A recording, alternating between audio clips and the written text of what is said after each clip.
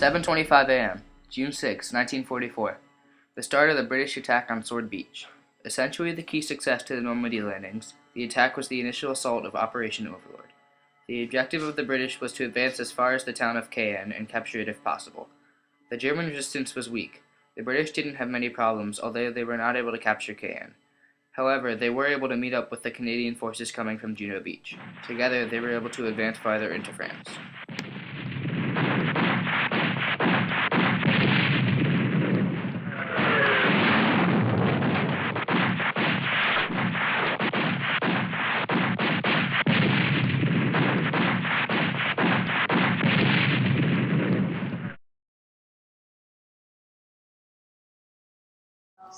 On June 6, 1944, the U.S. arrived on the coast of Normandy, on the beach called Omaha Beach. The U.S. sent out 42,000 troops, and the amount of the Nazis is unknown. Omaha Beach, or the Bloody Omaha, was the most restricted and heavily guarded beach. It was a critical link between the Cotentin Peninsula and the flat plain of Caen. D-Day did not go as planned, as Commander Coda, Hubner, and Bradley wanted. 10 landing crafts sunk before they landed. At the end of the day, the 1st and 29th Division gained Omaha. Even though the U.S. won, they still lost 3,000 troops.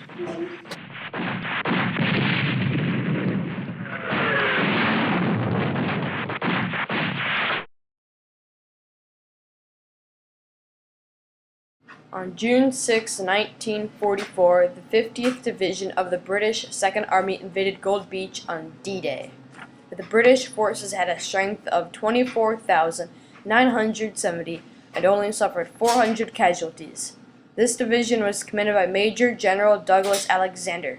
Their main goal was to seize Arrolanches and drive inland to seize the road junction at Bayeux.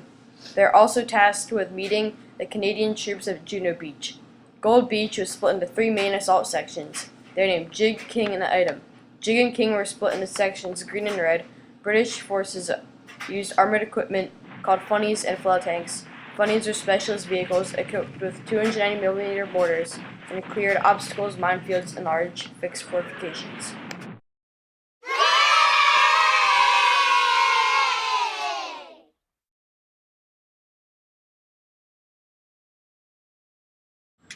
On the morning of June 6, 1944, the 3rd Canadian Infantry Division invaded Juno Beach.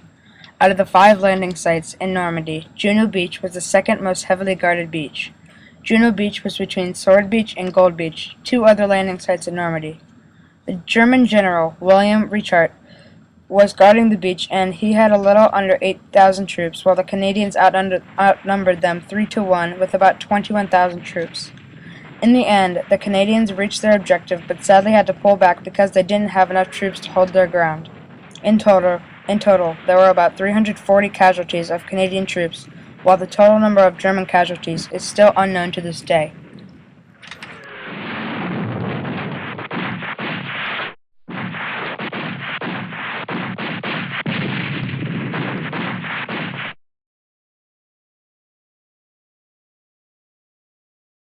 Utah Beach was the second of the U.S.'s 2 planned beaches for the invasion.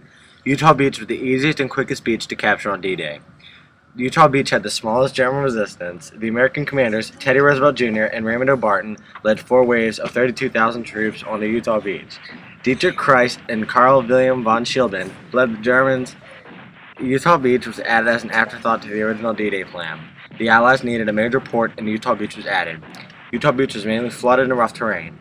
After the Allies took Utah Beach, they went on and helped the other armies gain control of the other beaches. D-Day is known as one of the bloodiest battles of World War II.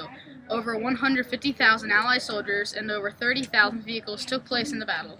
During the fighting, troops were shot at by snipers, machine guns, and bombarded by .88 cannons. The toll of these beaches were massive. Over 9,000 Allied soldiers were killed or wounded, but their sufferings were not in vain. Rick Wakeman, eat your heart out. Here we go.